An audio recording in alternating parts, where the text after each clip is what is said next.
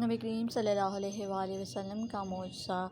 حضرت جابر رضی اللہ عنہ کہتے ہیں کہ فاقہ تشییع کے مقدس پر پتھر بندھا ہوا دیکھ کر میرا دل بھر آیا۔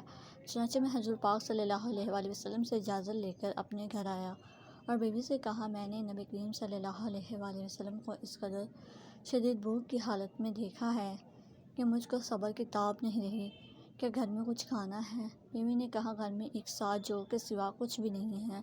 میں نے کہا کہ تم جلدی سے اس جو کو پیس کر گوندھ لو، اور اپنے گھر کا پلا ہوا ایک بکری کا بچہ میں نے ذبح کر کے اس کی بوٹیاں بنا لی، اور بیوی سے کہا کہ جلدی سے تم گوشت روٹی تیار کر لو، میں حضور پاک صلی اللہ علیہ وآلہ وسلم کو بلا کر لاتا ہوں۔ چلتے وقت بیوی نے کہا کہ دیکھنا، صرف حضور صلی اللہ علیہ وآلہ وسلم چند ہی اصحاب کو ساتھ میں لانا، کھانا کم ہی ہے، کچھ مجھے رسوا مت کر دینا۔ حضرت جابر رضی اللہ عنہ خندق